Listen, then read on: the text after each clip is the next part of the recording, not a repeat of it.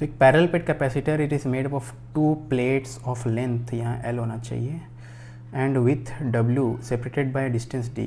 तो 2 प्लेट्स हैं, length L दिया हुआ है, विथ W है, विथ आपको दिखता नहीं है लेकिन विथ इस चीज़ को बोलते हैं, विथ W है, ठीक है। और separation between the plates D है।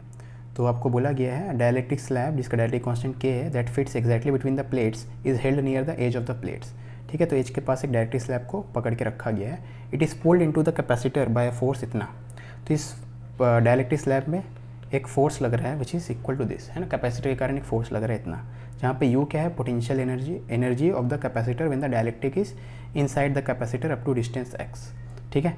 तो अगर ये डायलेक्ट्रिक जो है ये x डिस्टेंस कैपेसिटर के अंदर घुस जाएगा, है ना, मतलब इसका x डिस्टेंस अंदर घुसा हुआ है, ठीक है। तो उस समय जो इस कन्फिग्रेशन का पोटेंशियल एनर्जी होगा उसको यहाँ यूज़ करेंगे तो F हमें फोर्स का वैल्यू दे देगा। ये क्वेश्चन बोल रहा है, हमें नहीं बोल रहे, ठीक है, हम लोग नहीं बोल रहे, ठीक है। तो आपसे बोला गया if the charge on the capacitor is Q then the force on the dielectric when it is near the edge, ठीक है। तो अगर कैपेसिटर में चार्ज जो है वो Q है तो फोर्स की वैल्यू क्या होगी, है ना, ऑप्शन यहाँ पे दिए गए, ठीक है। तो आपको बेसिकली पूछा गया रहा है कि चार्ज अगर Q होगा तो फोर्स का वैल्यू कितना होगा, है ना। तो इस डायलेक्ट्रिक को कैपेसिटर कितने फोर्स से खींच रहा है, ठीक है। तो आप एक स्पेशल केस लो ऑप्शन से एलिमिनेट करने के लिए कि अगर K की वैल्यू 1 है, तो अगर K की वैल्यू 1 है मतलब ये आपका जो डायलेक्ट्रिक है ये तो वैक्यूम हो गया। वैक्यूम हो गया मतलब इसको अट्रैक्ट करेगा ही नहीं, है ना। वैक्यूम मतलब देयर इज़ नथिंग प्रेजेंट, और कुछ प्रेजेंट ही नहीं तो फोर्स किस पे लगेगा, ठीक है। तो K इक्वल टू 1 हो गया तो फोर्स 0 होना चाहिए। तो if K equal to 1 then force must be 0, ठीक है। तो जिस ऑप्शन में K इक्वल टू 1 पुट करने से फोर्स 0 नहीं आएगा वो ऑप्शन इनकरेक्ट होंगे। तो यहाँ K इक्वल टू 1 पुट करने से 0 आएगा, यहाँ K इक्वल टू 1 पुट करने से 0 आएगा, इन दोनों में K इक्वल टू 1 पुट करने से 0 नहीं आएगा। तो ये दोनों ऑप्शन एलिमिनेट हो गए, A और D एलिमिनेट हो गया, ठीक है। ओके, इसका मतलब है कि A और D एलिमिनेटेड, है ना। अब B और C 2 ऑप्शंस बचे हुए हैं।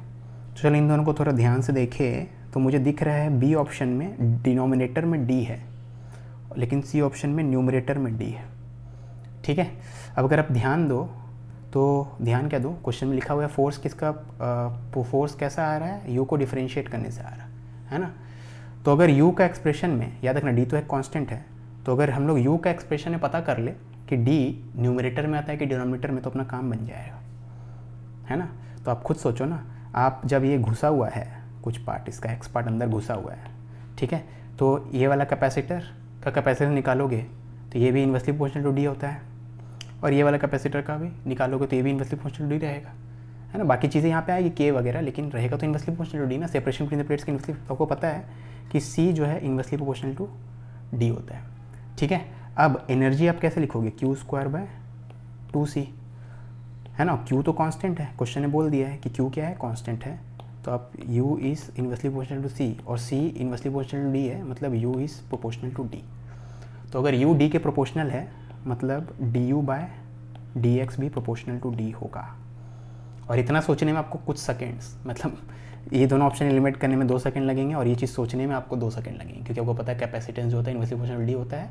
और यहाँ पे एनर्जी ऑफ कैपेसिटर आप Q²/2C यूज़ करना प्रेफर करोगे क्योंकि Q कांस्टेंट है, ठीक है। तो आपका basically du/dx proportional to D आ रहा है, यहाँ तो du/dx मतलब फोर्स प्रोपोर्शनल टू D आना चाहिए। तो यहाँ पे फोर्स प्रोपोर्शनल टू D है, यहाँ प्रोपोर्शनल टू D नहीं है, मतलब ये कैंसिल हो गया, मतलब ये एलिमिनेट हो गया, मतलब ऑप्शन C, ठीक है।